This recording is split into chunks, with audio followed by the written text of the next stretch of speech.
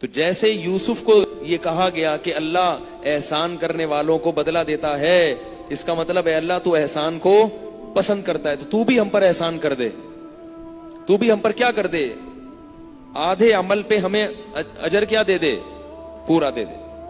تو جب یوسف علیہ السلام نے اپنے بھائیوں کی یہ قسمہ پرسی دیکھی ہے تو کہنے لگے هل علمتم ما فعلتم بیوسف واخیہ اذ انتم جاہلون، تم یہ بتاؤ کہ تمہیں پتا ہے کہ تم نے یوسف اور اس کے بھائی کے ساتھ کیا کیا تھا۔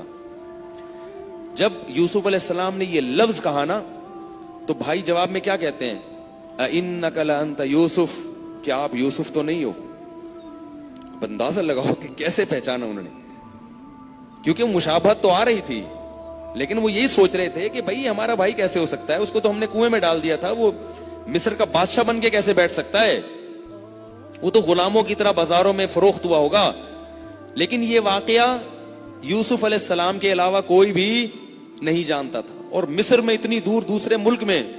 تو جب یوسف علیہ السلام نے کہا هل علمتم ما فعلتم بیوسف، تمہیں پتا ہے کہ تم نے یوسف کے ساتھ کیا کیا، تو وہ جواب میں کہتے ہیں اِنَّكَ لَأَنْتَ یوسف، کیا ایسا تو نہیں ہے کہ تم ہی یوسف ہو؟ قال انا یوسف وہذا اخی، فرمایا ہاں میں یوسف ہوں اور یہ میرا بھائی ہے۔ قد من اللہ علینا، اللہ نے ہم پر کیا کیا ہے، خصوصی کرم کیا ہے۔ اب یہ نسبت کس کی طرف کر رہے ہیں؟ یہ نہیں کہہ رہے اصل میں ایکچولی ہمارے اعمال ایسے تھے، ہم تھے کہ ہم نے اپنی ایبلٹی کی بنیاد پر، اپنی قابلیت کی بنیاد پر ہم یہاں تک پہنچے اور تم اپنی حرکتوں کی وجہ سے پیچھے رہ گئے۔ فرمانے قد من اللہ علینا، اللہ نے ہم پر احسان کیا ہے، انہ من یتقی ویصبر، اور بات یہ ہے کہ جو تقوی والی زندگی اختیار کرتا ہے اور صبر سے کام لیتا ہے، فإن اللہ لا یضیع اجر المحسنین، اللہ ایسے لوگوں کی اجر کو ضائع نہیں کرتے۔ ہم نے تمہاری مظالم پہ کیا کیا تھا، صبر۔ تو پتہ چلا کہ رشتہ داروں کے مظالم پہ صبر کرنا تاکہ رشتہ داری نہ ٹوٹے، یہ بہت بڑی عبادت ہے۔ تو وہ بھائی جواب میں کیا کہتے ہیں، قالوا تاللہ لقد آثرک اللہ علینا۔ پہلے تو حسد تھا نا کہ یہ آگے نہ بڑھ جائیں، آگے نہ بڑھ جائیں، اب کیا کہہ رہے ہیں، تاللہ، اللہ کی قسم، لقد آثرک اللہ علینا، اللہ نے تم کو ہم پر فضیلت دی ہے، ہم چاہے نہ چاہیں آج اس بات کا اقرار کرنے پر مجبور ہیں۔ وَإِن كُنَّا خَاطِئِينَ، اور ہم غلطی پر تھے، ہم سے غلطیاں ہوئی ہیں، تمہیں اللہ نے ہم پر فضیلت دی ہے۔ یوسف علیہ السلام نے کیا فرمایا، لا تثریب علیکم اليوم، کوئی تم پر حرج نہیں ہے، کوئی سزا نہیں ہے، جو ہوا اسے بھول جاؤ۔ یغفر اللہ لکم، اللہ سے بھی دعا کرتا ہوں کہ اللہ تمہاری خطاؤں کو معاف کر دے۔ وَهُوَ أَرْحَمُ الرَّاحِمِينَ، اور وہ بہت زیادہ اپنے بندوں پر رحم کرنے والا ہے۔ اذهبوا بقمیصی هذا، یہ قمیص لے کر جاؤ، القوہ علی وجہ ابی، اور والد صاحب کی آنکھوں پہ اس قمیص کو ڈال دو، یأتی بصیرا، اس کی بینائی واپس لوٹ آئے گی۔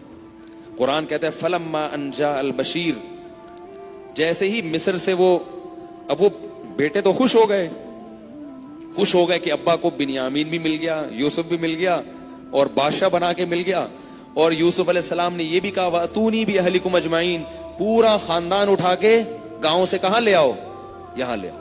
شہری زندگی میں جہاں ہر طرح کی سہولتیں ہیں، پھر ایک شاہی خاندان ہے تو ظاہر ہے عزت ملے گی، پورا خاندان اٹھا کے یہاں لے آؤ۔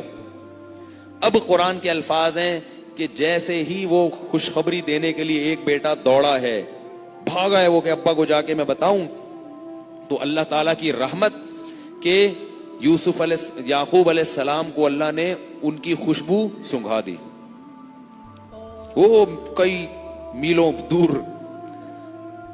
تو ولما فصلت العیر قال ابوہم انی لاجد ریح یوسف، نابینا باپ کیا کہہ رہا ہے کہ مجھے یوسف کی خوشبو محسوس ہو رہی ہے۔ لولا ان تفندون، آگے بڑے عجیب الفاظ ہیں، اگر تم مجھے یہ نہ کہو کہ بوڑھا بڑھاپے میں الٹی باتیں کر رہا ہے، تم تو کہو گے کہ ابا بڑھاپے میں کیا کر رہے ہیں، یعنی تم مجھے اگر نسبت کر دو گے نا بڑھاپے کی طرف کہ ابا بوڑھے ہو کے کیا کر رہے ہیں، اگر تم یہ نہ کہو تو میں ایک بات کہوں، یعنی الفاظ تکلم کے اپنے گھر والوں کو جمع کر کے کہہ رہے ہیں، اگر تم یہ نہ مجھے کہو کہ بڑھاپے میں الٹی باتیں کر رہا ہوں تو صحیح بتاؤں مجھے یوسف کی خوشبو محسوس ہو رہی ہے۔ تو ان کی بیٹیاں، بہویں اور جتنے خاندان کے لوگ تھے جواب میں کہنے لگے تاللہ انکا لفی ضلالک القدیم، ابا ابھی تک پرانی غلطی میں پڑے ہوئے، بھول جاؤ وہ اب دوبارہ ملنے والا نہیں ہے، وہ دوبارہ ملنے والا نہیں۔ تو اس کا بھی واقعے کا بہت اہم پہلو ہیں، وہ باقی ہیں، وقت کافی زیادہ ہو گیا ہے، انشاءاللہ یہ باقی پہلو میں اس پہ کل بیان کروں گا، کل اس کو کوشش کروں گا یہ واقعہ پورا مکمل ہو جائے۔ لیکن ایک بات یاد رکھو، یوسف علیہ السلام کی فیملی بہت بڑی تھی، اور پتہ ہے کیا بات ہے، یوسف علیہ السلام یعقوب علیہ السلام کی فیملی بہت بڑی تھی، اور امام احمد ابن حنبل نے لکھا ہے کہ یعقوب علیہ السلام کا جب بیٹا گم ہو گیا تھا، اس غم میں جب نابینا ہونے لگے تھے، اس دوران بھی یعقوب علیہ السلام نے تیسری شادی کی تھی معذرت کے ساتھ۔ کیا کیا تھا؟ اور امام احمد نے لکھا ہے کہ نکاح اتنی فضیلت کی چیز ہے کہ پیغمبر نے اس غم میں بھی اچھے رشتے کو بولو نا نہیں چھوڑا۔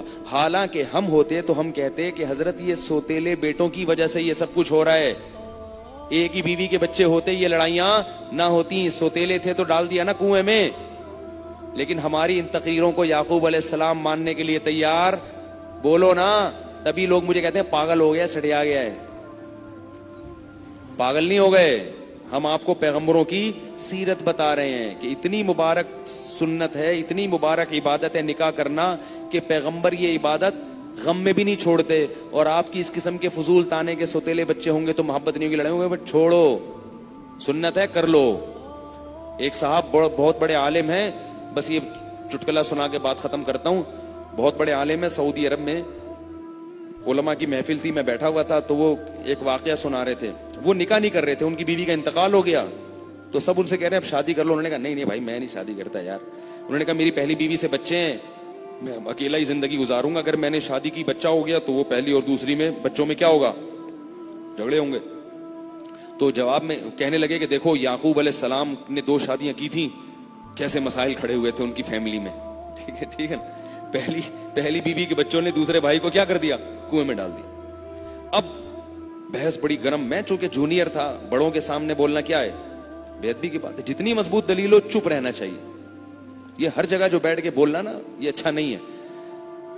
اب جناب وہ بحث کوئی کچھ کہہ رہا ہے کوئی کچھ کہہ رہا ہے، لیکن ان کا پلہ حاوی۔ اب سب مجھے دیکھ رہے ہیں، بولے ہاں بھائی ارشاد، ٹھیک ہے۔ وہ سمجھ رہے ہیں کہ یہ تو بیچارہ اب کیا ہو گیا، شرمندہ، اب اس کے پاس تو کوئی جواب نہیں ہے، اب یہ تو دوبارہ اس موضوع پر کبھی بات کرنے کے قابل رہا نہیں، ایسی دلیل آ گئی اس کا تو کوئی جواب ہی نہیں کسی کے پاس۔ تو مجھے انہوں نے بتایا کہ کیا جواب ہے اس کا۔ جب سب نے کہا تو میں نے کہا اجازت ہو تو عرض کروں؟ انہوں نے کہا جی۔ میں نے کہا اگر یعقوب علیہ السلام دوسری نہ کرتے تو یا یوسف نہ ملتے، نہیں آ رہی نا بھائی، ٹھیک ہے لڑائیاں فساد جھگڑے سوکنوں کے پڈے مڈے اپنی جگہ، لیکن یوسف جیسا پیغمبر نہ ملتا اگر آپ کی تقریریں سن کے رجوع کر لیتے۔ تو نکاح کی سب سے بڑی فضیلت ہے اولاد کی کثرت ہوگی تو کوئی نہ کوئی کام کا نکل آئے گا۔ ان کے بہت سارے تھے تو ایک یوسف ایسا نکلا کہ ریکارڈ توڑ دیا اس نے۔ 2 میں ایسا آپ کہہ سکتے ہیں ابراہیم علیہ السلام کے 2 تھے، وہ تو بڑھاپے میں ملے نا ان کو، ان کے پاس تو آپشن نہیں تھا زیادہ بچوں کا، ان کو تو اللہ نے کہا کہ آپ کی قربانیاں اتنی ہیں 2 دوں گا اور 2 ہی بڑے خاندانی ہوں گے۔ ہم سے اللہ نے کوئی ایسا ایگریمنٹ نہیں کیا، تو ہم تو اسباب کو اختیار کریں گے، ناراض نہ ہونا، ٹھیک ہے نا۔ ایسی باتیں سن کے آپ لوگ ناراض بہت ہوتے ہیں، خواتین بھی غصہ ہوتی ہیں، خواتین سے اسپیشل معذرت، کچھ ہمارا اتنی ہم آپ پر محنت کر رہے ہیں تو کچھ ہماری بھی تھوڑی بہت الٹی سیدھی سن لیا کریں۔ تو یعقوب علیہ السلام نے اس دوران، اور پھر یعقوب علیہ السلام کا بہت بڑا خاندان تھا، بہویں بیٹیاں بیٹے، یہ سارے مل کے اکیلے یعقوب علیہ السلام کو غموں میں تسلی دیتے تھے۔ تو اولاد کی کثرت کا یہ فائدہ بھی ہوتا ہے کہ بڑھاپے میں سب کے سربراہ کون ہے، اکیلے یعقوب۔ ورنہ کیا ہوتا ہے، ایک آدھ بچہ ہوتا اس کو مصر بھیجتے، بولتے بچ گیا تو ٹھیک ہے نہیں تو مر جا وہیں جا کے، ٹھیک ہے نا۔ کیا کرے گا تو بھی اکیلا آ کے؟ پورے پورے بیٹے ہیں، ان کو بولے نظر نہ لگ جائے یار، آدھے وہاں سے جاؤ آدھے. جب بیٹے اتنے تھے تو بیٹیاں بھی ہوں گی، اور بیٹیاں کہاں گھر کی زینت ہوتی ہیں. جس گھر میں بیٹیاں نہیں ہیں وہ گھر گھر نہیں ہے. جس باپ کے بیٹے نہیں ہیں اس کے بازو مضبوط نہیں ہیں. دونوں کے اپنے فائدے ہیں. گھر کی زینت بیٹیاں بنتی ہیں، گھر کی رونق بیٹیاں بنتی ہیں. جتنی زیادہ ہوں گی گھر میں اتنی زیادہ باپ کو محبت ملے گی، رونق ملے گی. اور بیٹے باپ کی زینت بنتے ہیں. کاروبار میں، بزنس میں، لڑائیوں میں، خاندان میں، ہر جگہ باپ کا کیا بنتے ہیں؟ بازو بنتے ہیں، اس کا جانشین بنتے ہیں. تو اس لیے بھائی اولاد بہت بڑی نعمت ہے. باقی اولاد میں غم بھی اللہ نے رکھے ہیں جیسے پیغمبروں کو ملے، لیکن ان غموں میں اللہ نے کیا رکھی ہے؟ غیر. ہمارے نانا سے کوئی پوچھتا تھا کہ آپ کے ہاں گھر میں خیریت ہے؟ وہ کہتے تھے خیریت کم بختوں کے یہاں ہوتی ہے. ہم لوگ کے اللہ کا شکر ہے بہویں ہیں، بیٹے ہیں، بیٹیاں ہیں، پوتے نواسے. ہمارے یہاں کہاں سے خیریت؟